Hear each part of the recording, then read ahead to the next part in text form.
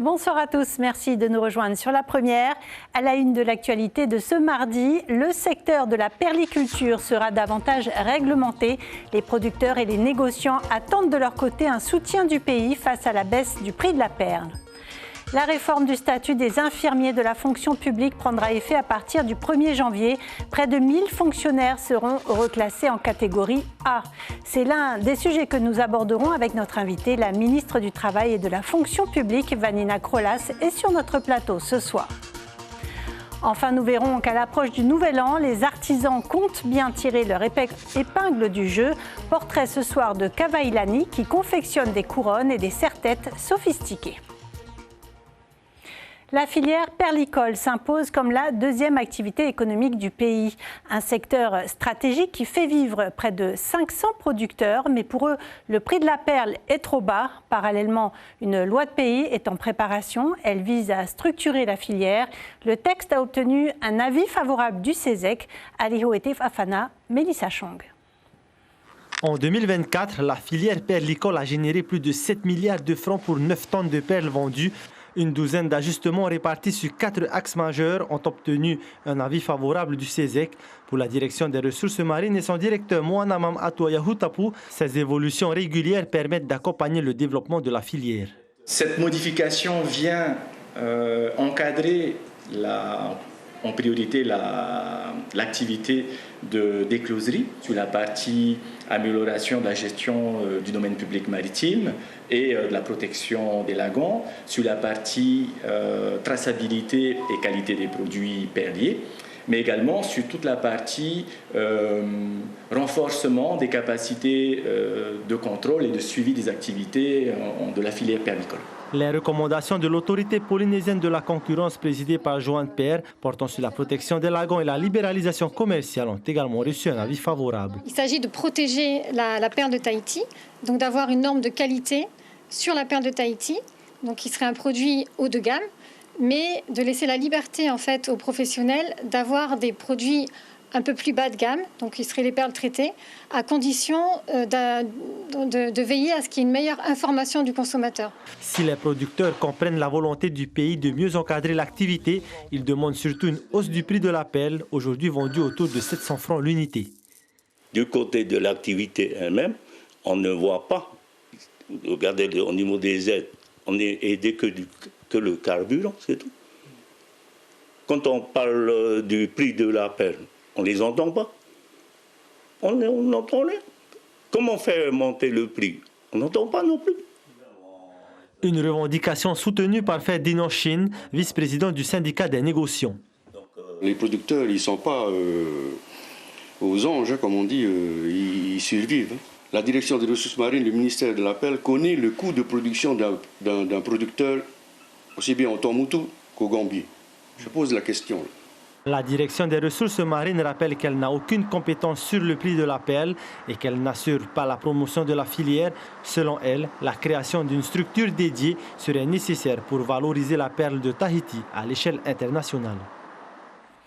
Et autre secteur essentiel de notre économie, la vanille. Pour protéger la marque collective Vanille de Tahiti, le pays a versé une subvention de 9 millions de francs à l'association des professionnels de la vanille pour la création du site internet, d'un flyer et pour lancer la marque en France, en Europe et à l'international.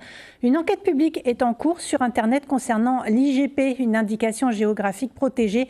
Les précisions de Gilles Tefatau au micro de Gilles Taoutou et Sandroli.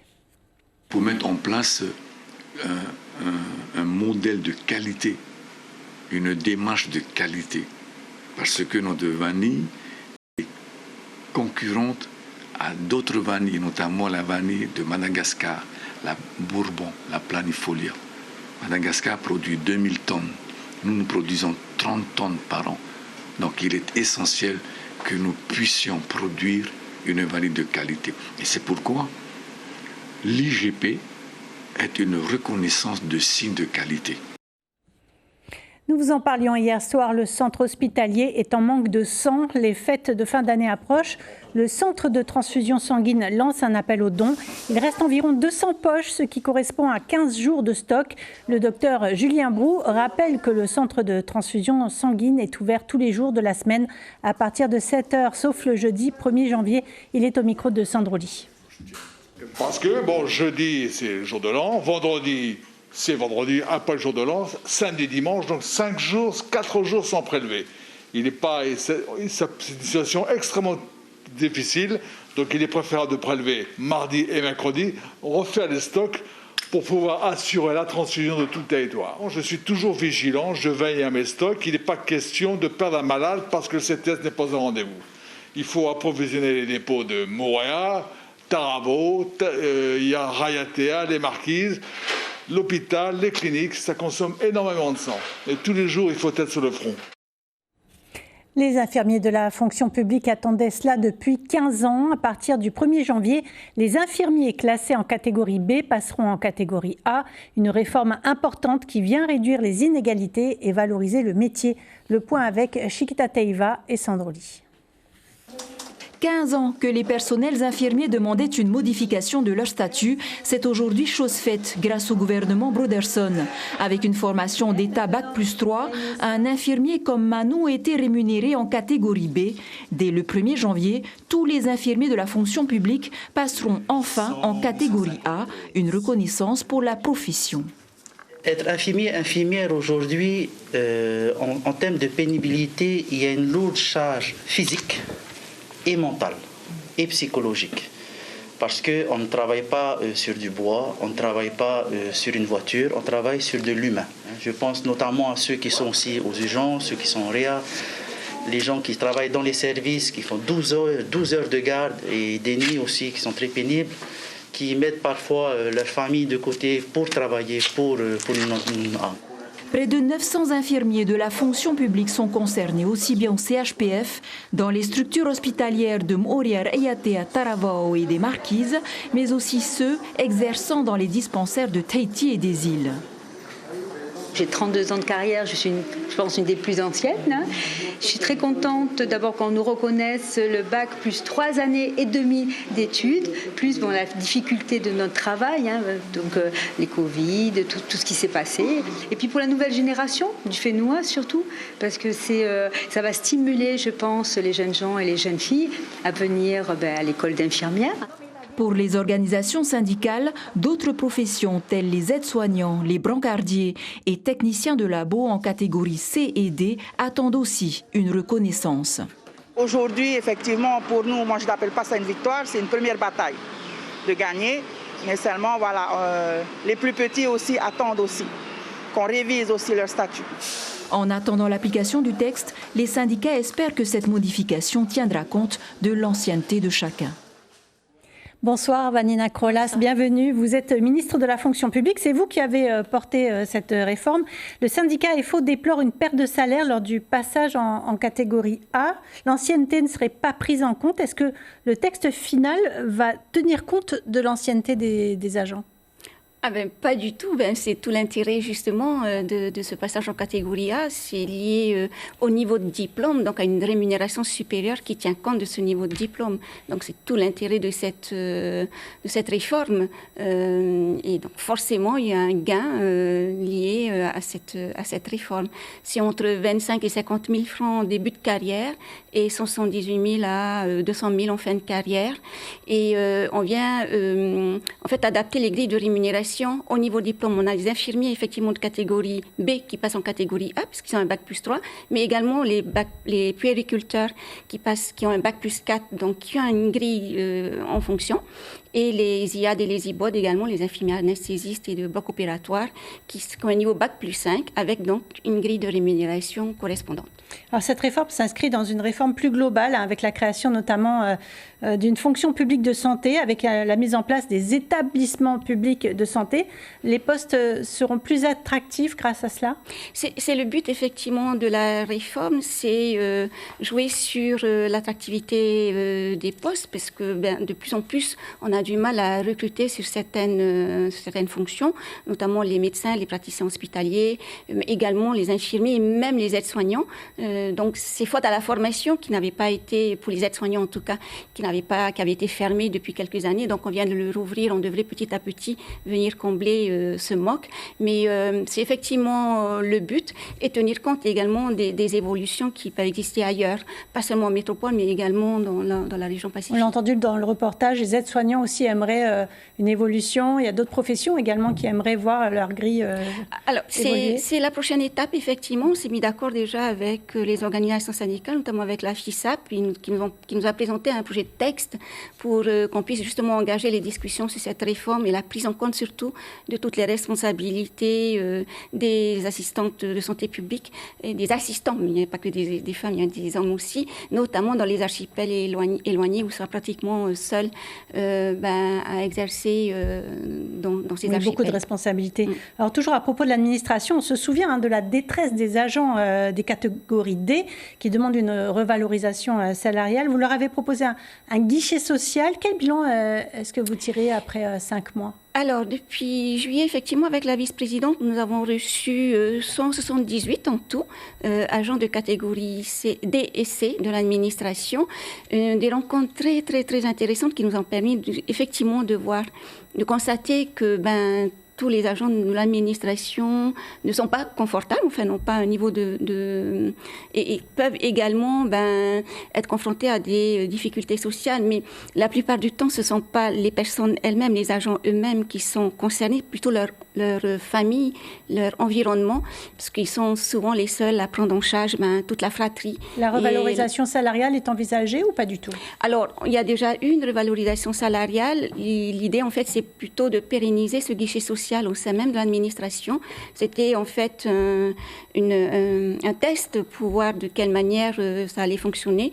Et nous avons fait un bilan avec la vice-présidente. On va donc maintenant pérenniser ce guichet social avec des rencontres régulières avec les agents, notamment au travers des Fareora qui vont être déployés dans l'ensemble des archipels. Alors vous êtes aussi chargé de la modernisation de l'administration.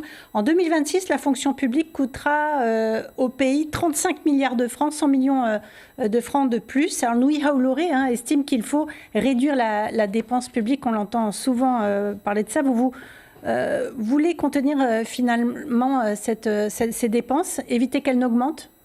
Je suis tout à fait d'accord avec lui, parce que plus on augmente la dépense publique, plus il faudra taxer les entreprises et la population pour pouvoir financer ces dépenses publiques. Il y a effectivement à optimiser, mais sans renier les droits des agents, comme là pour les infirmiers et pour les assistants socio-éducatifs avant eux, un niveau de rémunération. Le niveau de rémunération doit correspondre au niveau de diplôme et aux responsabilités exercées.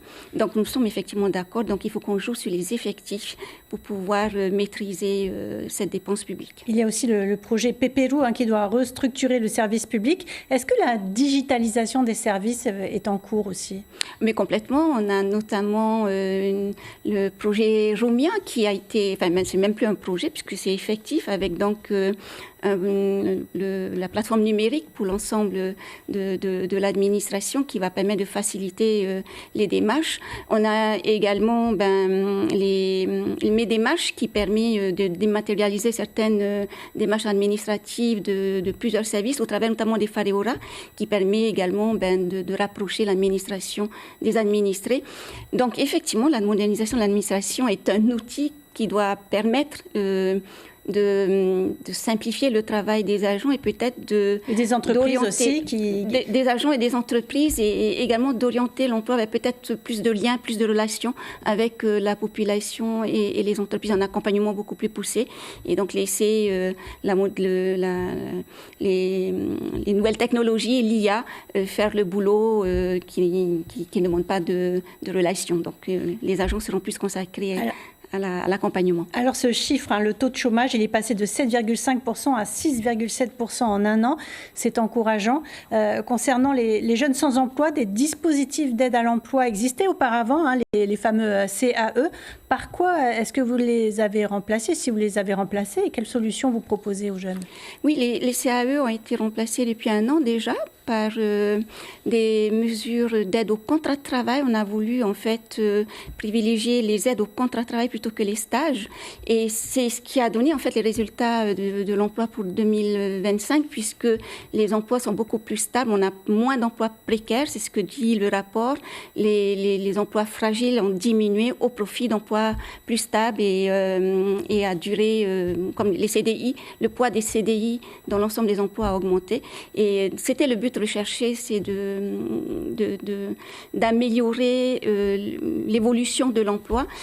Mais il y a encore du boulot parce qu'on ne peut pas se contenter d'un taux d'emploi à 57,5%. Il y a une stabilité et donc il y a toute la partie développement de l'économie sociale et solidaire avec notre ministre des Finances qui doit être mise en place pour développer l'emploi sur des nouveaux métiers, notamment tous les métiers liés à la protection de l'environnement et au lien social. Merci beaucoup, Vanina Krolas, d'avoir accepté notre invitation ce soir. Et on vous souhaite de très bonnes fêtes. Merci à vous aussi. Merci. La Fédération citoyenne polynésienne de la lutte contre les drogues et la toxicomanie a désormais son local. Les victimes de drogue et leurs familles pourront y être accueillies. Un lieu d'écoute situé en face de la mairie de Papeete. Une ligne verte est également mise en place, le 444 007. Sachez qu'une nouvelle drogue vient de faire son entrée à Tahiti, baptisée PTC. Elle serait plus dangereuse et addictive que l'ice. Cathy Godot le dit à Mélissa Chang. Le pétankrane en fait a des effets beaucoup plus néfastes que l'ice et 5 fois plus fortes par rapport à l'ice. Voilà. Vous avez peur d'avoir de nouvelles victimes?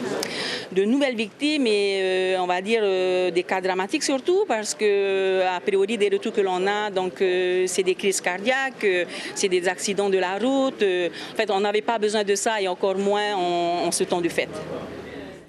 À Rikitea, au Gambier, le centre médical est en souffrance. Soignants et soignés dénoncent le manque de budget, l'absence de médecins sur le long terme et la connexion Internet préhistorique. C'est à lire en détail sur le site de la Première. La satisfaction des sénateurs polynésiens après le Sénat et l'Assemblée, la loi organique modifiant l'article 43.2 du statut a été validée par le Conseil constitutionnel. Les communes pourront désormais exercer 8 compétences jusqu'ici réservées au pays sans passer par le vote d'une loi de pays. On écoute la sénatrice Lana Tetuanui qui avait porté ce texte au Sénat avec son collègue Teva Rofrich. Bien sûr que la modification qui a été validée n'octroie pas de nouvelles compétences aux communes de la Polynésie. Pas du tout, comme cela a été dit un peu par certains médias de la place. Non. Il ne s'agit en aucun cas de nouvelles compétences demandées par les communes. Les compétences énumérées dans le 43.2 restent au pays. Par contre, c'est le principe qu'on donne aux maires de pouvoir intervenir dans ces compétences énumérées dans le 43.2 selon les moyens et les besoins de chaque commune, tout simplement. Je ne vois pas où est l'inégalité. Par exemple, les besoins de la commune de Tatakoto qui a que moins de 200 habitants ne sera jamais la même que les besoins de la commune de Bourbura ici aux Îles-sous-le-Vent, à titre d'exemple. Le parfum des fleurs maintenant avec ses couronnes et ses serre-têtes confectionnées avec goût et précision par Kavailani. Les réseaux sociaux ont permis de promouvoir son art, une passion désormais source de revenus. Son portrait est signé Ismaël Tahiata et Patrick Régis. Tiens. Merci. Bonne journée, bonne fête. Ça y est, j'ai mes fleurs. De l'or blanc en paquet, l'indispensable pour les alchimistes fleuristes. Après les thierry Tahiti, Kavailani récupère les ignas, les gerberas et les crêtes de coq.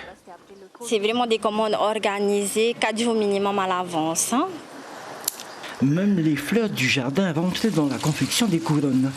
Avant de les lier entre elles, Kavailani les humidifie. C'est le secret pour les garder fraîches. J'ai appris à faire des couronnes quand je faisais de la danse. Et après, moi j'ai toujours été passionnée de fleurs. Et j'ai toujours aimé la créativité, innover, inventer. Voilà, c'est de là que ça vient. Puis tout se construit avec minutie autour du serre-tête. Il sera composé essentiellement de thierry Tahiti mélangé à d'autres fleurs. À mon époque, il n'y avait pas ça.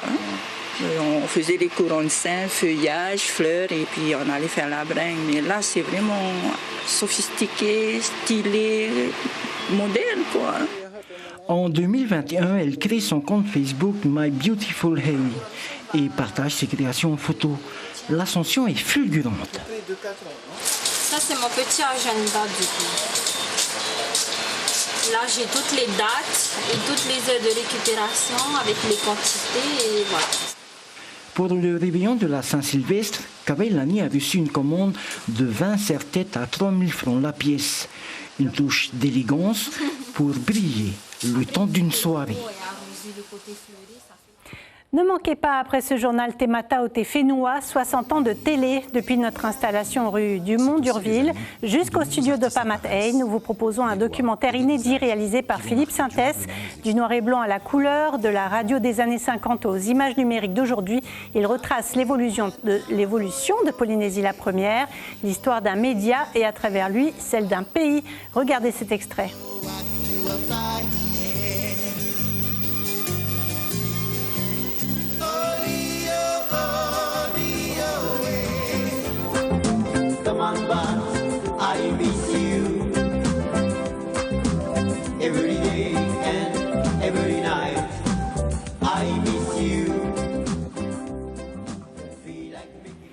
Voilà, Temata au Fénois, c'est à suivre après ce journal. Le documentaire sera suivi de la série Legacy. Nous retiendrons de l'actualité ce soir une douzaine de nouvelles règles dans le secteur de la perle. Il s'agit d'encadrer les activités d'écloserie, mieux tracer les produits perliers ou encore renforcer les capacités de contrôle. Un secteur stratégique qui fait vivre près de 500 producteurs qui demandent l'aide du pays face à un prix de la perle qu'ils jugent trop bas. On arrive au terme de cette édition. Passez une très belle soirée sur la première. On se quitte avec vos vœux de fin d'année. À demain. Bonne année aussi à toute la population de la Polynésie française et aussi à toutes nos familles qui sont en France, partout quoi. Très bonne année à tous. Je voulais vous souhaiter de bonnes fêtes en famille, avec vos proches à Tahiti ou vos proches tout loin là-bas dans les pays.